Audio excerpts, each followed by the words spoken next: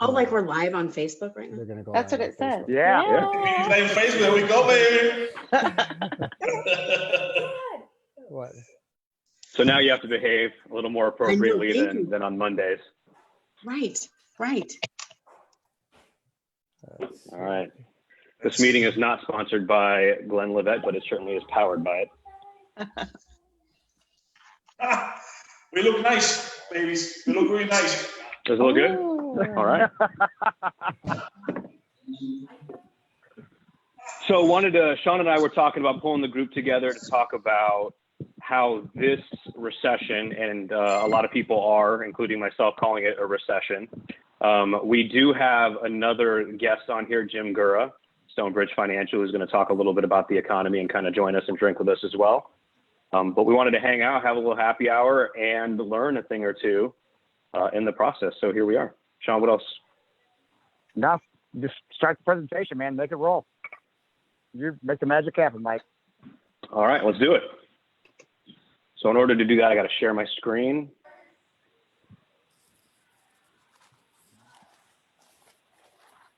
Hold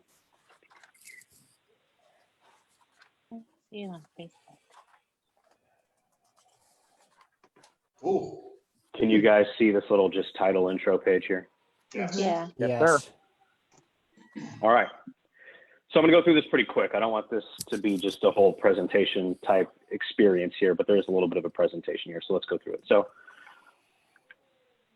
I think it's important for all of us to realize that we actually are in a recession here. So Bill McBride with Calculated Risk says, with the sudden economic stop, with many states shutting down by closing schools, bars, restaurants. I don't know, Sean and I were talking today, Kirkwood just officially closed down the school year today and All are county. going completely online. Yeah, all county. Yeah, so Yeah, there's all county. nobody's going back to And school the city also, this yeah. year. State of Missouri. Wow, that is news to me. I did not know. Yeah. Mhm. Kirkwood High is still trying to hold on to having a graduation. They haven't let go of that yet. They've reserved a couple backup dates for the seniors in June.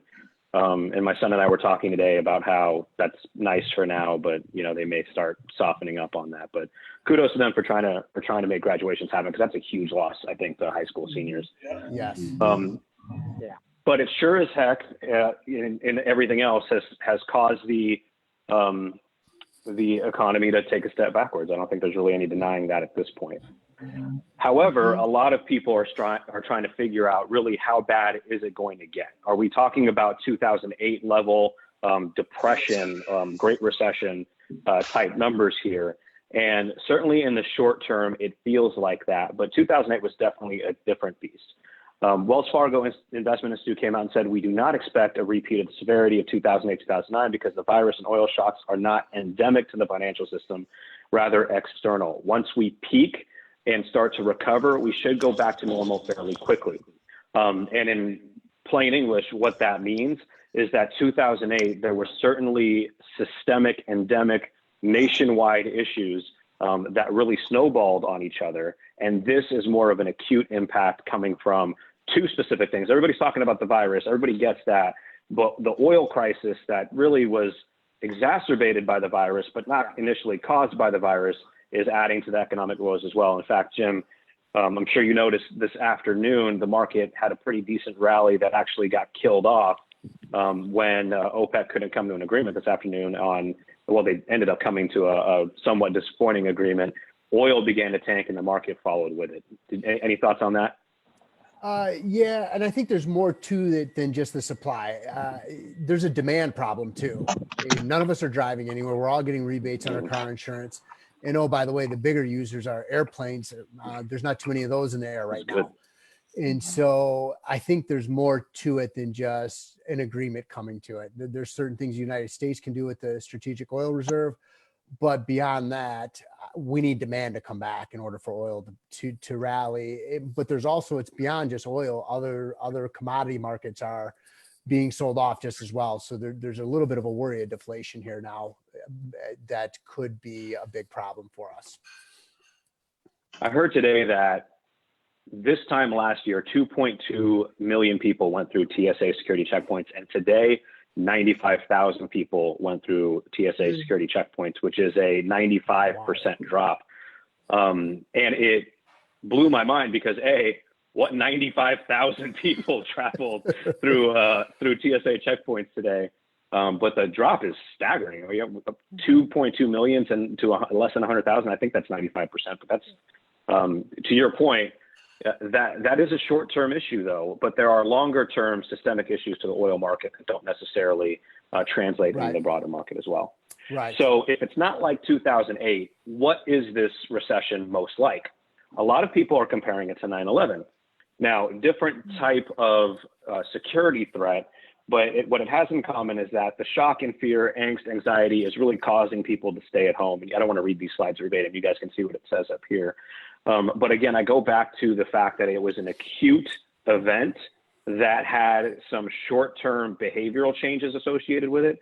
And that back then it was a terrorist attack that caused people to feel unsafe. People retreated into their households. Now it's a virus that makes people feel unsafe. People retreat into the household. But the projected return to normalcy is much, much faster than the total market crash of 2008. So the reason this is an important comparison, the reason economists are rushing to find a parallel to it is because the only way to understand the way forward is to compare it to similar events in the past. So especially for our industry, we need to know how quickly is housing likely to rebound? How quickly are we going to get to normal so that we can continue financing and selling houses, right? So one other quick note, interest rates. And Sean, you've seen this chart before on a different meeting. Interest rates in the past 50 years, these gray bars that you're seeing on my screen here, these are recessions and depressions. So these are times where the economy has pulled back. The most recent one here, 2008. One thing that you'll notice in most of these, interest rates were going up into the recession. And in every case but one, interest rates fell somewhat sharply during and immediately after the recession. And that is certainly true at the beginning of this one here. We are in a much lower spot today than when we started. And so that's important to know because that's going to probably help fuel the real estate comeback. This last one, 2008, 2009, that's when interest rates dropped below 6% for really the first time, below 5% for the first time. So the mid 3 to 4 range that we've been in for a while now feels normal. And we have to remind ourselves sometimes that historically, this part of the chart here, we are really in unprecedented territory there.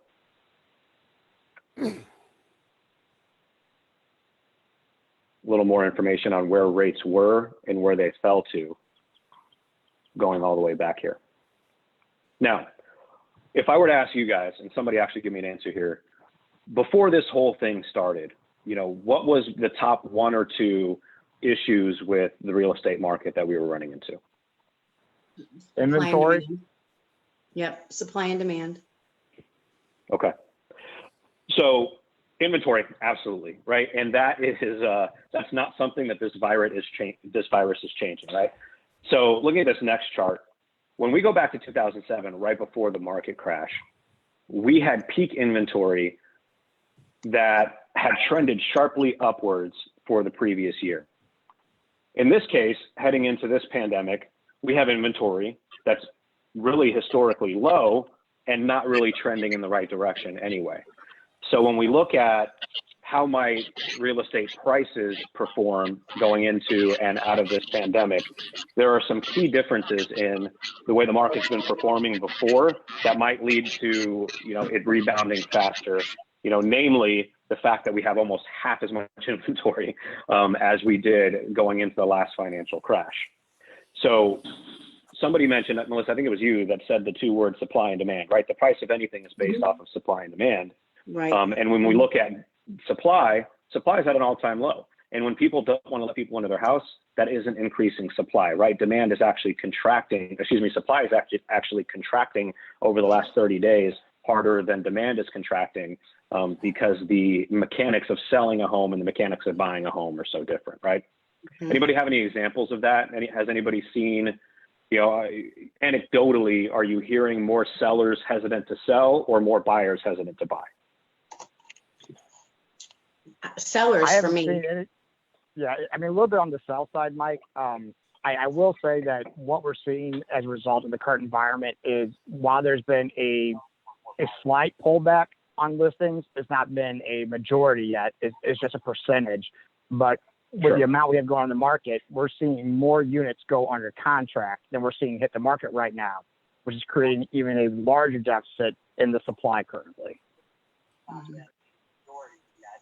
So supply is much, much different than 2007 and not being assisted, not being helped. That's not something that's going to get better throughout this epidemic, right? So to Sean's point. Yeah. So now let's look at supply versus demand. So this chart shows household growth, meaning the number of new households. So, it basically represents the number of people leaving the nest and wanting their own place, net, okay? And it shows annual completions, how much new inventory is coming on the market. And as you go in again to 2007 through 2009, new construction, new homes being built dramatically outweighed household growth. When you come into this 2018, 2019, that dynamics is completely flipped, which means we are increasing demand at a faster rate than we are increasing supply. Whereas in 2008, we were increasing supply faster than we could increase demand.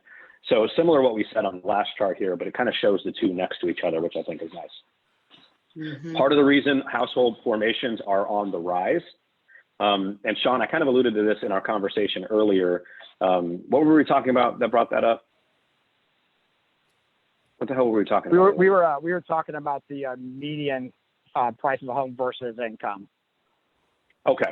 Yeah. So in a future slide here, we're going to get to show one of the things that surprised both Sean and I when we were looking at this is the median income required to buy your first home. And that has actually gone down. And so we were wondering why the heck, we don't feel like income growth has been that substantial over the last 10 years, and price appreciation certainly has. So what are some of the reasons that median income per house needed would have gone down? And I think it's because of a demographic shift. And Sean, this is kind of what I was talking about. The number of 33-year-olds today versus 2006 is quite a bit higher. And so that is fueling demand. And 33, I don't know necessarily if that's a magic number, but it certainly indicates an age where you're able and capable starting a family, buying a house. And I think that represents kind of the demographic shift that we talked about earlier. 2008, you had a lot of people from my generation just either graduating or just shortly removed from college, hitting the market at a time when jobs just weren't there anymore. And so the median income, a huge demographic didn't have very high income. And so that median income was probably lower. And today those people have pretty much recovered. And, when you flatten that income graph, the median gets spread out. And I think that's caused it to go higher. All right. We already talked about household formations. I don't know why this got duplicated. Housing demand to drive purchase growth. So this is comparing, people that want to rent versus people that want to buy. And if you look at the home ownership rate, it's actually dipped over the last few years.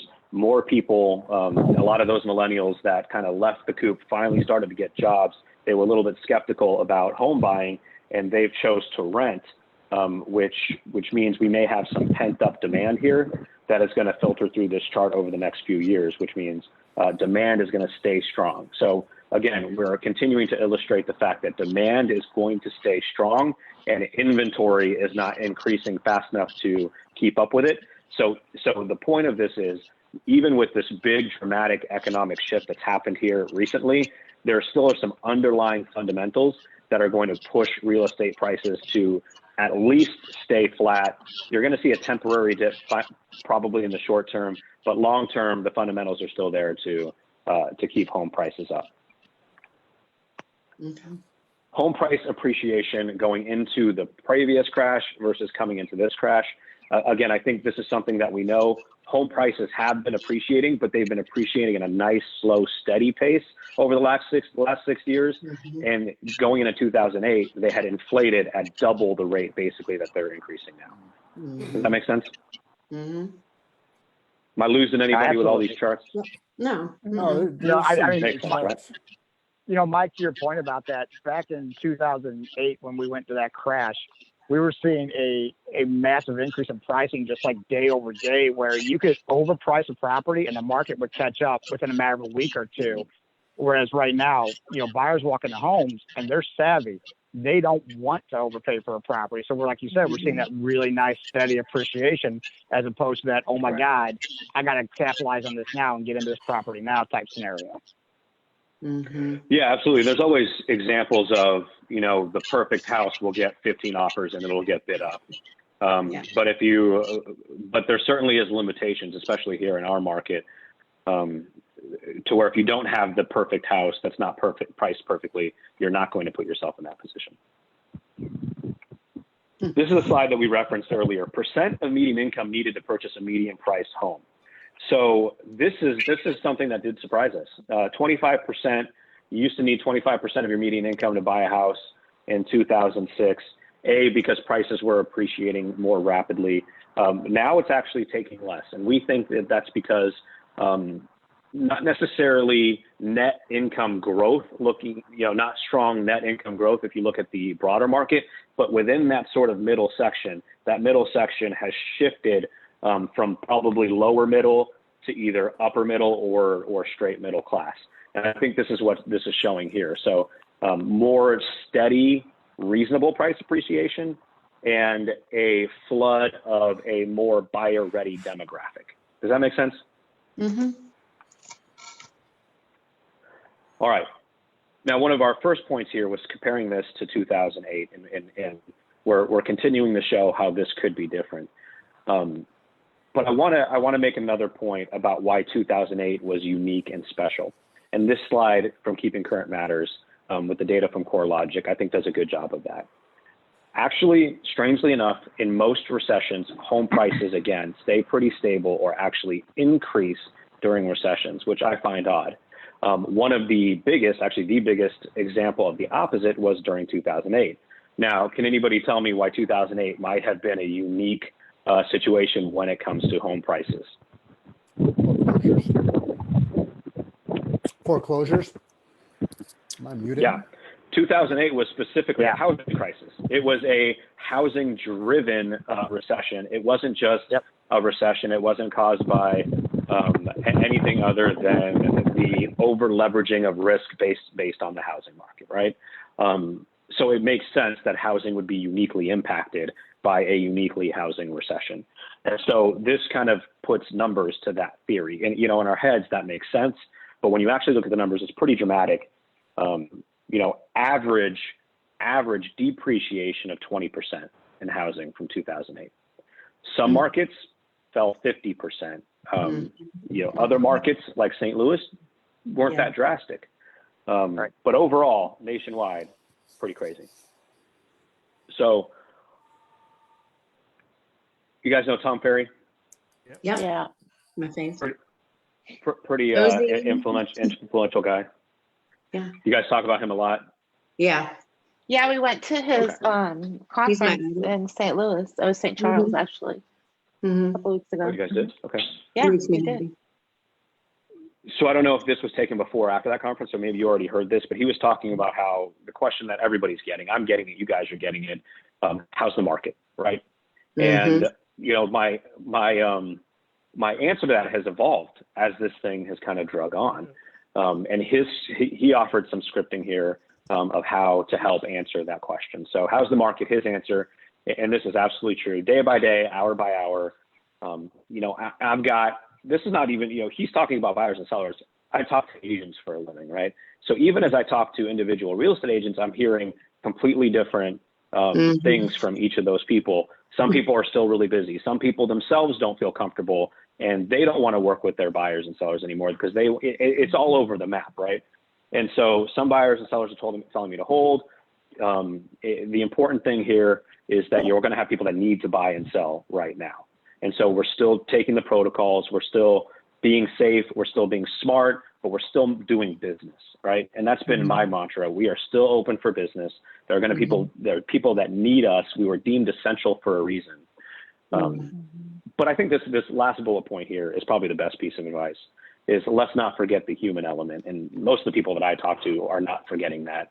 We're talking to people, and they're asking these questions because they're worried, they're concerned. Some people are asking because they're looking for opportunities, but most people are asking because they're concerned. And so, when we're talking about building relationships, taking care of our clients, this third question is absolutely critical. Let's remind them that we know that they are people with feelings, and it's not just about the bottom line, or it's not just about financials all the time. Yeah. Any questions or comments about this? He added this. This is after we went, Josie. It's interesting. This is a different response. Yeah. I follow him on Facebook, obviously, like I'm sure you guys do. So that leads to the next thing. Okay, so here's our answer to that question, or at least gives us some food for thought to answer that question. Next thing is, what can we be doing right now? And most of this stuff, I'm practicing what I preach on this, okay? So business for most people in this environment is going to be a little bit slower. So it's a really good time to make sure that we are making, instead of waiting for them to ask, how's the market, we can be making proactive calls to our client database and asking, hey, how are you doing? Okay. It's surprising me because I'm not a, hey, pick up the phone and call the chat kind of guy. But it really amazes me how much people want to hear from you when you do pick up the phone and reach out to them. And so don't take that if you're like me and not a, hey, how's it going kind of person, then I think that's really excellent feedback, because it's not going to necessarily be in your nature. Now, if you're calling people all day anyway, and that's just what you do, you probably don't need this piece of feedback. But if you need it, hear it, because it's absolutely true. People do want to hear from you, and they do appreciate if you check in and just ask how they're doing. Okay. Take care of your business. So, we talk a lot in our branch about working in the business, working versus working on the business. And we try to budget time to make sure that we're working on the business. This is a fantastic time to be working on the business. And, work on your CRM, have a CRM, and work on your CRM, work on your website, make sure your social media profiles are vetted out. And if you want to know, if you ask questions about that, if you want to know what I mean by that, after we get through this here, we can completely open up for Q&A and just discussion. Excuse me. I think we've all taken more walks. I think that's pretty universal. I think we've all been forced to spend more time with our kids, which I think has been great, honestly. I have a teenager. He's somewhere around here. You could probably hear me. On most days, he's not trying to come to talk to us, and now he has no choice. So it's been kind of nice. Work on your marketing, creative, implement. This is one of my favorite ones. We have another mantra in my office, and for those who don't know, Josie, we haven't met before. Melissa and Frankie kind of know, but I run an office. I have 22 employees, and so we do a lot of coaching. We do a lot of teaching. We have 2 set branch meetings every week, so we're in front of our people a lot. And this is one of the things that we preach is work on implementing one new piece of technology all the time. So work on it until you've implemented it, and then you have it in your repertoire, and then go implement another one. Don't overwhelm yourself by trying to learn technology all at once. Keep learning technology at all times, and then you'll just build and build and build, and then you'll be one of those people in our market that grasps technology instead of is scared of it. I'm constantly reading, so this was just something I threw in there. I have just went through a redevelopment of my process internally, and I can talk about that if you guys want me to, but I don't want to bore you with it, and stuff like that. So these are my suggestions. Does anybody have anything else that they've been doing that they've just loved or want to share? Besides I like the coming soon feature on Maris. I like that a lot. Well, So it feels like. So that just changed, right? Yeah, yes, that's new. it used to be there. Mhm. It used to be there, and they took it away. I actually made a call to Maris the other day to get more information on that, as far as how that is going to be rolled out. Is it, with this Because new? I did check. So this is what I did before I told my my clients that, oh, it's not on Zillow or it's not on Realtor.com. I checked the address just to make sure, and it's not on there. So it is true that it's just coming soon for us. Right. So I think that they like that they're the first to know about something. Got it. So it was a little bit about control. controlling the information, being the source of the information. Right. To feel like, oh, That makes since sense. they're working with me, they're the first ones to get, information about a certain property that no one else will, get if they're just relying on Zillow or Realtor.com or, something else. Okay. Mhm. So this slide is a little bit of an eyesore, but one of the things that I've been talking about a lot that I wanted to make sure we talked about today is a philosophy called pent-up demand, which I'm sure you guys are familiar with, right? Because this is not the result of underlying economic issues, once we return to normal, all the things that couldn't happen during this 60-day, 90-day window, most of that is still going to happen. It's just going to happen really, really quickly, immediately following the return to normalcy. So a lot of people are talking about how the period of returning to normalcy might be slower than originally anticipated. We're not just going to flip a switch and people are going to feel comfortable going out, but there's going to be a point in that progression where critical mass hits and we are comfortable getting back to normal. And at that point, there's going to be a flurry of activity. So the people that really, really have been waiting to buy, who have been in their mom's basement and with their mom driving them crazy, those people are going to get out there and want to buy houses. There's going to be a flurry of activity. People are going to go to dinner. People are going to start flying again. And I actually think we're going to see, and this is my theory, this isn't based on anybody else's anything. This is my theory that we're going to have a huge activity spike at the point. It's going to be slow at first, and then it's going to peak all at once, because when people start to feel comfortable, people are going to start to feel comfortable at the same time. And so you be prepared for a flood of activity. And that's why the previous slide is so important. Have your systems ready, have your marketing ready, be in a position to take advantage and capture as much of that yourself as you can. Does that make sense? Yep. No, Mike, I've been Don't be coaching my guard. clients. Yeah. So Mike, I've been coaching my clients the same way, that if they're not in a position where they have to do something right now, or they're not comfortable doing something right now, put all their ducks in a row, be ready to take advantage of this, because I 100% agree this is going to happen. And we need to be doing the same exact activity so that when they're ready to roll, we can be of service to them and make sure that they're going to be successful. Mm-hmm. Absolutely. Absolutely. When I think of how it might look, I mean, there's some key points on here that I just love when you think about the human element of this. Sons and daughters and grandchildren who are right now separated. People can't see their grandparents, right? Just the very, very human, basic things. There's a lot of things that we've learned we can go without, I feel like, right? Being stuck at home has taught me that there are some things I don't need to leave the house for, and I probably won't leave the house for them. But there are some certain human things that are just going to happen, and they're going to happen in droves. And moving in real estate is one of them. I happen to be very, very fortunate that we moved a month before all this happened. So I'm quarantined in my new house, not my old house. But not everybody is that lucky. And the people that are not quarantined in the house that they wanted to be quarantined in are going to have this pent up feeling to get the activity going. So and I don't know how long that's going to last, but it's certainly going to hit. And Sean, your point is absolutely spot on. Be prepared for that, not only as an agent yourself, but buyers. You need to coach your buyers to be ready for that same thing as well. Mike, I think that's a great point too. The human element in my business is all about having a plan. And these are the times that I've told all my clients, here's the plan, here's how we get out of it. And this is what the approach looks like for the next 6 months. And it's the same in your businesses. But I think the human element, and we glossed over this earlier, and you're living this, the Kirkwood seniors, I just want to come back to that for a second.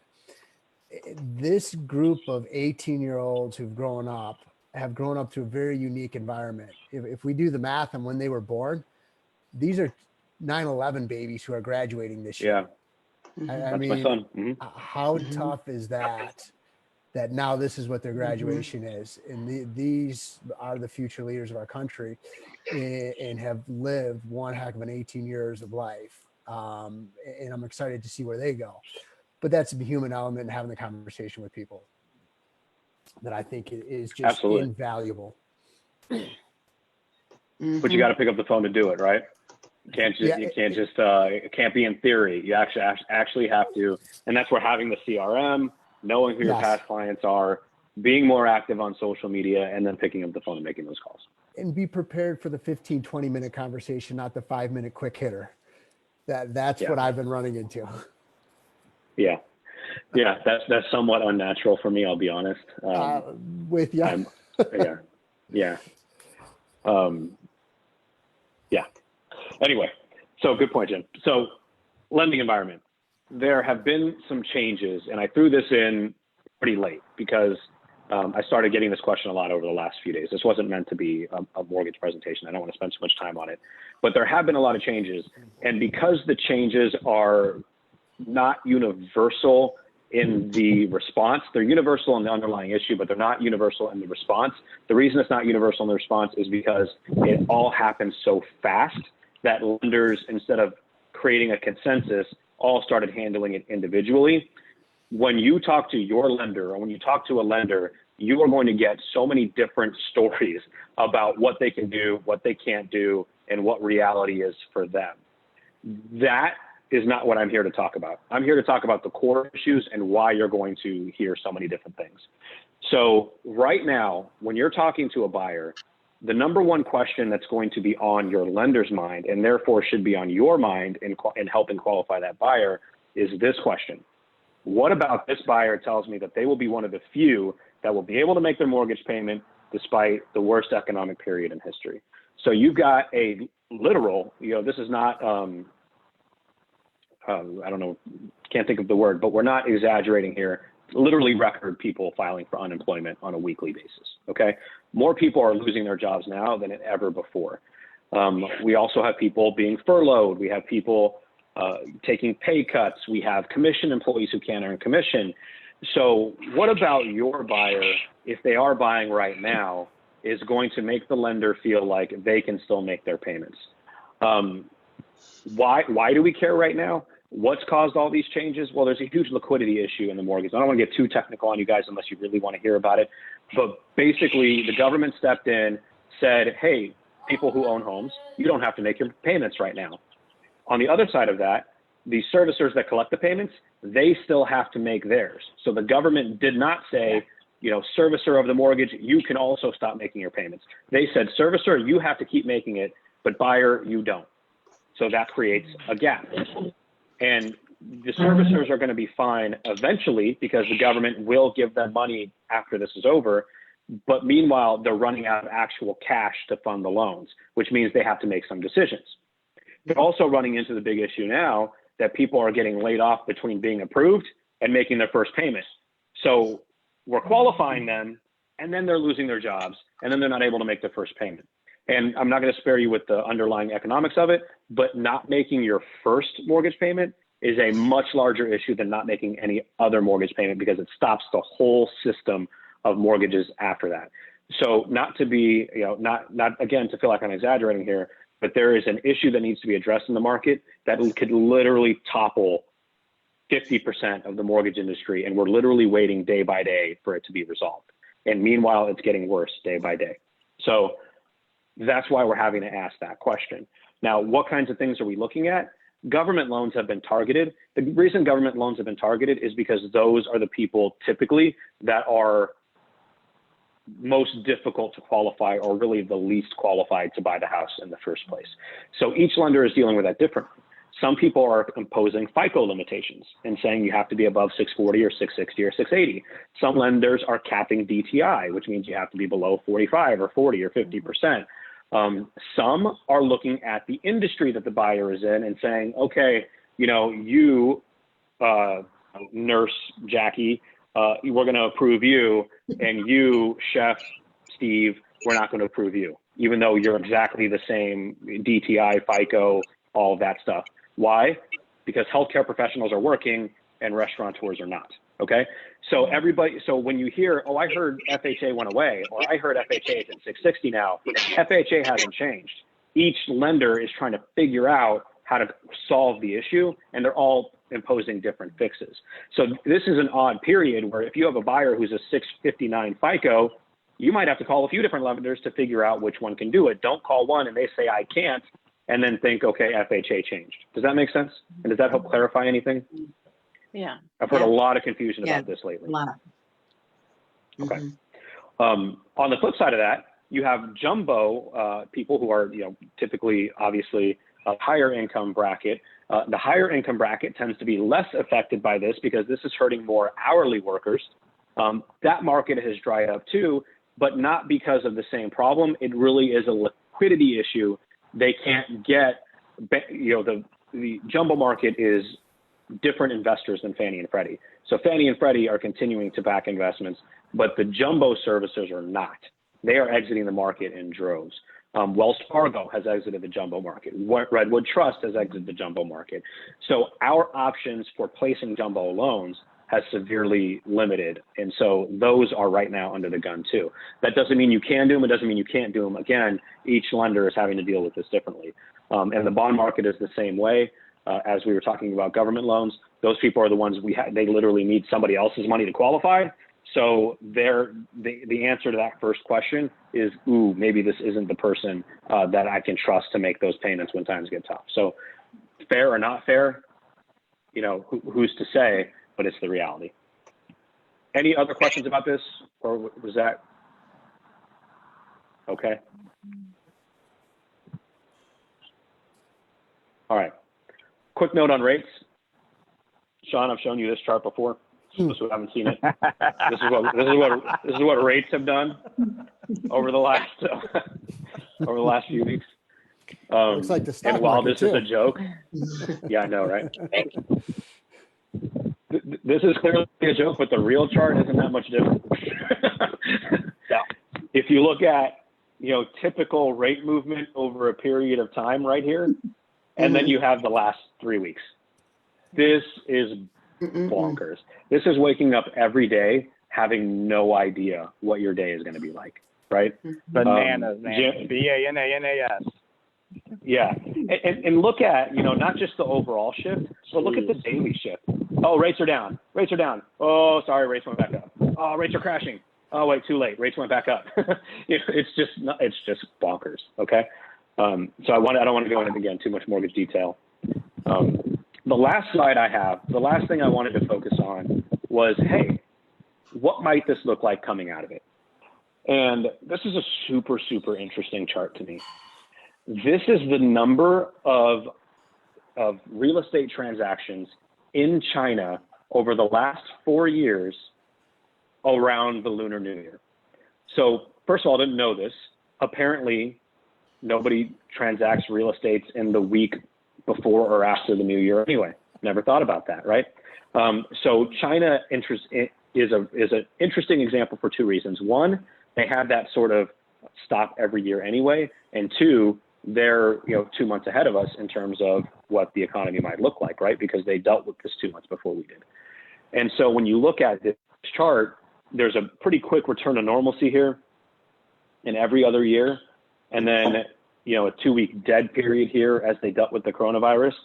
But then you really start to get a pretty steep curve here returning to normalcy after that. So why does that matter? Well, that might be what we look like coming out of this too, because they are a couple months ahead of us. So we can really look back at how they've progressed after the onset of the pandemic and what they look like now. That's all I got. So I'm going to stop the screen share here so we can look at each other's beautiful faces and mine. Jim, what about from your perspective? So that was about real estate. That was about mortgages. What about the broader financial markets? What are you seeing?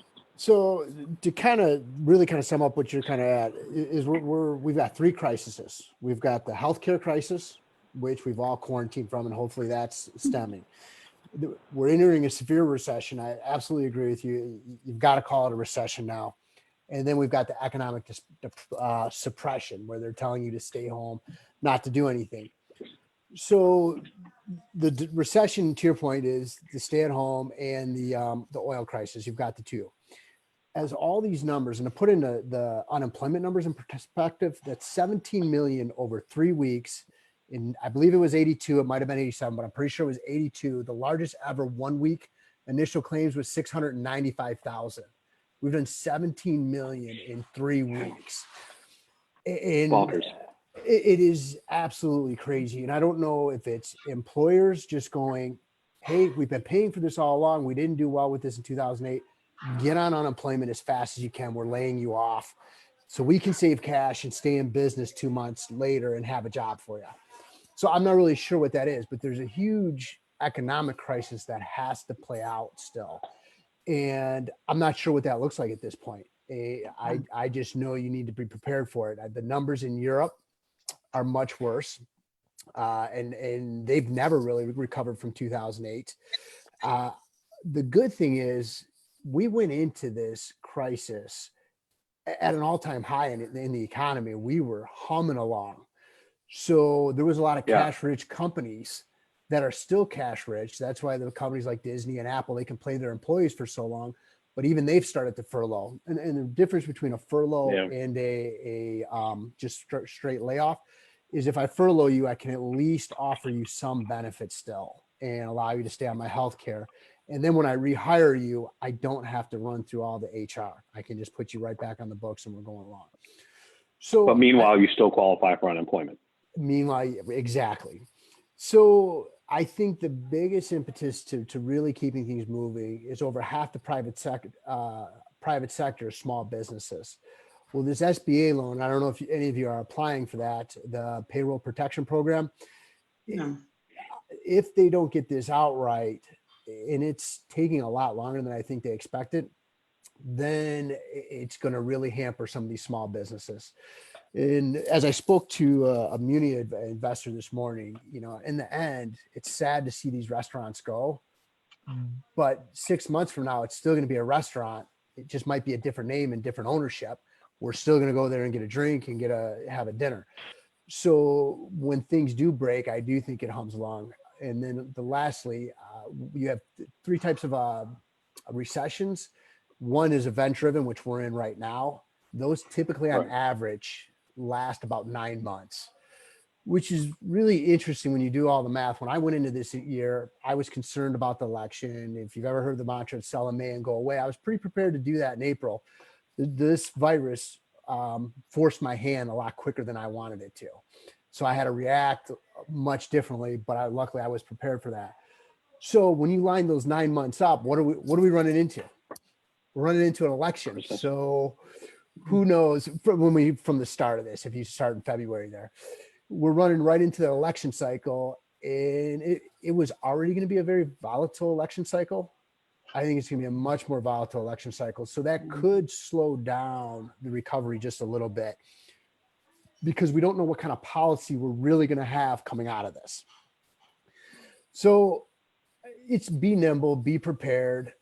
I think the greatest thing you can do as far from your finances and your business is to have your plan. And it might be an A, a B, and a C plan.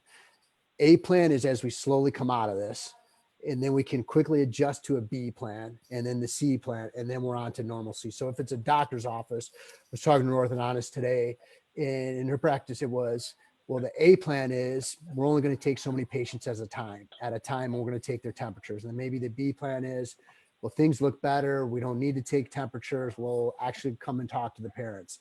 C plan a little less, and then D plan, we're back to normal. It's just, I think you need to have a staggered plan as you come back to life and out of this. As anything, just be ready to plan. Nobody plans to fail, but everybody fails to plan, kind of thing. So that's kind of my 2 cents on that. Any questions? So what is the number one question that you get right now? How are you doing, Jim? Is actually the number one question I probably get. I get my clients on the phone. I'm like, wow, good. It kind of throws me off guard a little bit because I'm prepared for to talk to the clients. And then the number one is like, nobody's really concerned that we don't recover from this. It's how do we recover from this? And the initial thoughts was this is going to be a V-shaped recovery. I don't think it's going to be that. I think it's going to either be a check mark and then we go sideways for a little bit, or it's going to be a W. And in that W, when we come back down, which I thought it was starting to develop earlier this week, is going to be very interesting. And now as the economy's growing a little bit and the stock market's done better, politics are starting to dig in a little bit more. And that concerns me a little bit. Is we need to remove politics from all of this, be human, be people, and save people. Save businesses, save people, save humans. and let us come out of this in a very productive way. And the innovation is going to be great. I mean, the amount of business I've done, I'm opening accounts like this, and it's great. And now I sit here on my front porch and go, why am I not staring at a beach? Why am I sitting here? Why am I not overlooking a beach somewhere if I can do this amount of business still? Yeah. So that's probably the biggest things that I'm kind of hearing. So answer this for me, because this is the number one question that I'm getting about finance. Forget the mortgages and real estate for a second. And of course, I'm not a financial advisor. Obviously, I throw up all over people's Facebook feeds all day, so they come to me with other questions too. So the question I'm getting is, have we seen the bottom? So let me pass that to you. Have we seen the bottom? My gut 2 days ago would have said no. In these last couple of days, I mean, 6.3 more million people laid off today, and we rally. Yeah, they shrugged it off. And the Fed's come out and said, we're going to support anything. So has the Fed artificially put in a bottom? I don't know. I think we need to see the numbers, earnings come out, which they start coming out at the end of this month. And when Lehman announced that they were falling apart, the market crashed. And then the Fed came out and announced, put any letters together and we've got a program now. And the market recovered from that. And then the real numbers, the economic data started coming out, and then we sold off again. So even in 2008, we had 20% recoveries. And so is that what this is? I'd love to say that, yet no, that's not what this is. This is off to the races, just like they did in 98 during the Russian crisis, which was an oil crisis at the time. I think we need to see a lot more sideways. A couple of things I'm watching is recovery in the oil, a recovering in the banking index, settlement in rates, and there's in the VIX, the volatility index. That needs to settle. How does oil recover? At this point, it's got to be demand. Does oil recover? It's got to be demand, in my opinion. You can keep cutting supply, and then you're going to get this supply cut and this demand spike, and that's a recovery. But oil can happen. I mean, that's one of the markets that can be overnight. It literally can. But I think it's demand. But right now, they're parking planes on runways. They're shutting down runways and parking planes on them. Right. So that's the only way I can see an oil recovery right now. So that's my 2 cents. Well, I personally stunted oil's recovery, and I bought an electric car, so I won't be buying gas anymore. So, that's a joke, but there's some trends here that certainly work against oil recovering. And there's I kind of joked earlier in the broadcast here that there are some things that we've learned we really can go without, individually here. Right. And so I think some of those trends will either accelerate or at the very least persist. So I think specifically when it comes to oil, I think there's some real headwinds there. But there's a lot of different users of oil besides the auto industry. I mean, there's a lot of massive users, and in electric cars still haven't dampened the oil demand all that much. So your one car, all the Teslas out there, they're still Tesla, not so much, but your car, what do you have? You have a Prius for your electric I got a e-tron. Okay. So there's still a use for it, and there's many other uses for it. I mean, plastics are still use a massive amount of petroleum. So it's not just a running. Natural gas, which is interesting. The largest user of natural gas is electricity industry. So it's not heating your home. Ironic. It's actually the summer months we're the largest user of natural gas. In that vein, a lot of people I know are setting up whole house generators, because is that the next step where they just shut the electricity down and everybody's worried about that. I'm like, who cares about your internet at that point, right? Because you're not gonna be able to use it anyway. Yeah. So I feel a little better after the last couple of moves, but nonetheless, I think there needs to be a plan of how you come out of this And it's, I raised a lot of cash for my clients, and it's going to be a dollar cost averaging on the way back in, because I don't think volatility is going away in the short term. The implied volatility has gone down, but not the real volatility. I agree. Volatility is going to remain high. So we've got, again, and for those who don't watch the markets every day, like clearly Jim and I do, the stock market has had a really good week despite having a really bad month, right? So a lot of times in a bear market, when the stock market is overall trending poorly, there are bear market rallies where, because of things like short covering and, misplaced optimism, the market can tend to rally even within an overall downward trend. The problem with, calling this recovery a bear market rally is that the type of bear market we're in is unprecedented, because the scale of the event that's causing this event-based bear market is unprecedented. So it's hard to apply past performance to what could be future results here. The underlying fundamentals of the market, both in real estate and in the financial markets, tend to be very, very strong. This is doing damage in the financial markets, but it's not going to probably do that same kind of damage in the real estate market, because people aren't selling their houses more now, they're selling their houses less now. And that's one of the key points of this discussion. And that was the biggest. So Josie, Melissa, what do you guys think? Sorry. No, that's okay. Go ahead.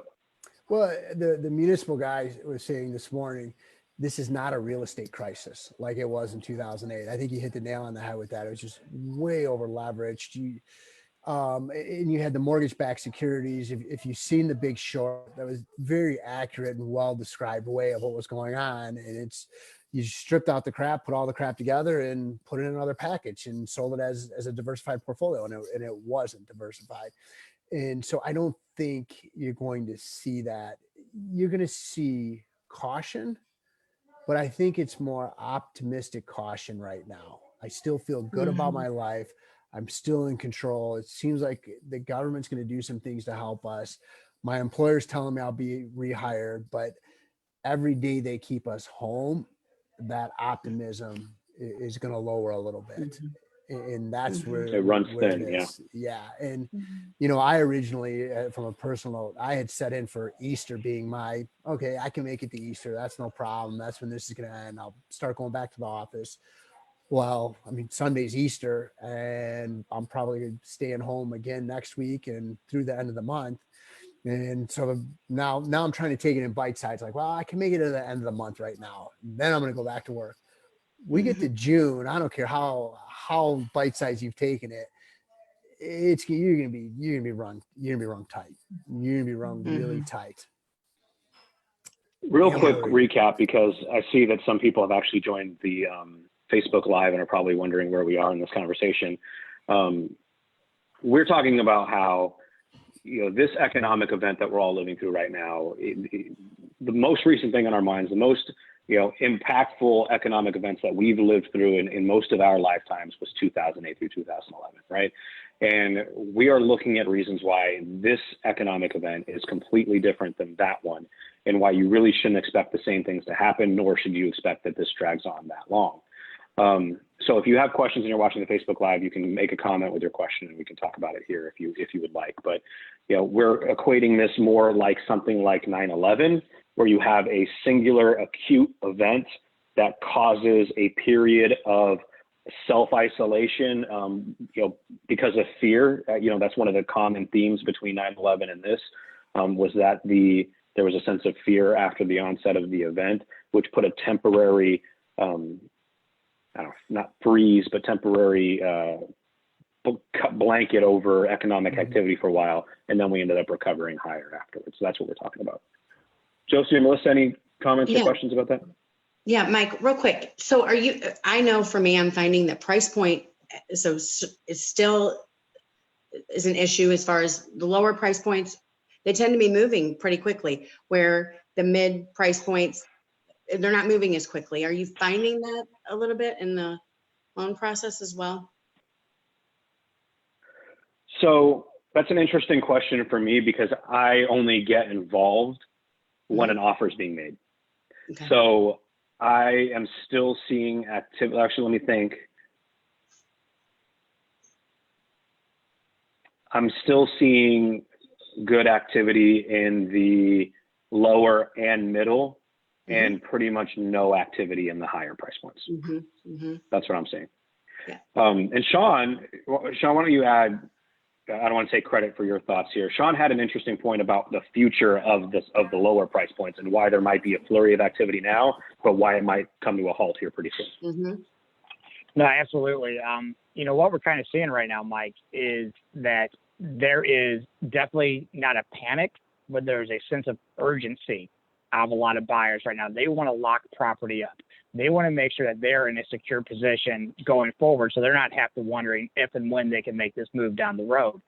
So we're seeing a lot of people in that kind of 150, 250 range definitely pushing the envelope there. And it's not even homes that are hitting the market immediately that are going under contract. We're seeing homes that have been lingering for 30, 45, 60 days in the market, and they're not even necessarily making price adjustments, but they're getting contracts now. So that's kind of last guy at the bar mentality. Right. I mean, it's that whole week we're Starts to seeing look a homes little in the better. market, but we're still seeing more go under contract. They're even hitting the market. But I think in the long term that lower end is going to take a bit of a slowdown in the amount of buyers that are available simply because of where the unemployment numbers are currently hitting. And it's the people that are in that price point. Whereas you're looking at like that 250 to 400, 500 range, there is still a pretty good level of job security for a lot of those folks in the sense that, yes, they're working from home. Maybe they're taking a minor pay cut in order to keep their job right now, but they're not hurting in terms of their situation. They're spending less money because, again, they're not going out to dinner. They're not going out to happy hours. They're not going out to events. So I think when we break free of this, there's going to be that pent-up demand we discussed earlier, and people are definitely in those 250 to 400 or 500 range are going to be out there and be in a very competitive scenario once again. So let's How are break you that down. responding? Sorry. I go just had ahead. a No, quick go ahead, question. So for Melissa and Sean, so how are you responding to your clients that say, well, what should I do? Should I wait? Should I still keep on looking? No. I don't know about you, Sean, but for me, I'm like, let's get it on. There's not enough inventory on there right now. They're still in a amazing position, I feel, as far as moving, because what's going to happen, it's kind of like the spring market. What's going to happen is then when this is over, everyone's going to end up, placing their homes on, and then there's going to be more competition, more activity. Yeah, no, I'm kind of with you, Melissa, in the sense that there's definitely opportunity out there. And if you're in a position where you need to make something happen, you absolutely can right now. But, at the same time, if you have a different comfort level, that's fine. Have your comfort level, stick with it. And let's talk about what we need to do in the meantime so that when your comfort level returns to being able to be active, how we can best position you for that time as well. So from So my kind point of- of It's about, do you feel safe? Do you feel Right. safe going forward? And if you feel safe going forward with the protocols that we've put in place, then go. So I tell all my Josie, clients. to kind of Go ahead. Go ahead, Jim. Go ahead, I Jim. tell all my clients that you don't buy a house because rates are low. You don't not buy a house because rates have gone up. You buy a house because it's the right house and the right timing for you at the time. It has nothing to do with anything else. So the market you're describing, those people have saved a little bit of money and they've got the down payment sitting in cash. It's just a matter of time for them to find that right house. So you just got to stay on board with what's right for your family, for your life, for your situation at that time. You got to remove these other factors. I had a piece of advice from an agent, and hell, Sean, it may have been you, and forgive me if it was and I forgot, but the way he addressed a client who wanted to list but didn't want their people in the house is he called a local cleaning company and set up a deal with them to where after they would line up the showings in a window, and he would have that cleaning company go sanitize after each window. And so good example of just adjusting to address a specific client's concerns. Well, Mike, we had a one more comment. thing. Go ahead. Yeah, one more thing in terms of adjusting. we have not latched on to an opportunity in the St. Louis market yet that I'm seeing in a lot of other major markets, and that is 3D touring. We have a company in town that can do Matterport 3D touring, and this may be an opportunity where now we can introduce that at a higher level to our market, because I've got clients that are moving, in particular one right now from Alabama, and they were asking me, why am I not seeing these in your marketplace? Because that would be extremely helpful right now, and they're absolutely right. It would be extremely helpful. So if you're a seller, we can create that environment where somebody can, look at your listing online in a 3D scenario and have a better opportunity. Careful out there, Annie M. Yeah, You it's can a blow it little, away. I feel it blowing through my hair too. How about you, Mike? Yeah, I'm a little more aerodynamic than Sean is. you ball guys are Did you lucky get- right now. Sean, did you get put out? Well, let's just say it's better for me to be outside having a discussion with you guys and telling everybody to be quiet inside. I get it. James likes to join the discussions when we have them when he's in the house. Yes. Yeah. So my buddy Frank made a comment on the live meeting here that he's seeing real struggles for people in the higher price ranges too, because of the jumbo loan issue. So you've got three kind of distinct demographics now. You've got the lower price ranges, which are hot now, flurry of activity, people rushing to get things done before stuff gets worse. But also the buyers for that price range are probably going to be more impacted than buyers in other price ranges. So that's the too hot. Then you've got the too cold jumbo market here, where you're really restricted on your products. And there's some slowdown in that market too. Then you've got the middle, which is more of the, white collar jobs. Hey, I didn't get laid off. I just went to work from home, and really my job is no different, right? Those people in that middle range are just fine and still able to pretty much carry on. And really each demographic and each price point accordingly, I think, is being hit different.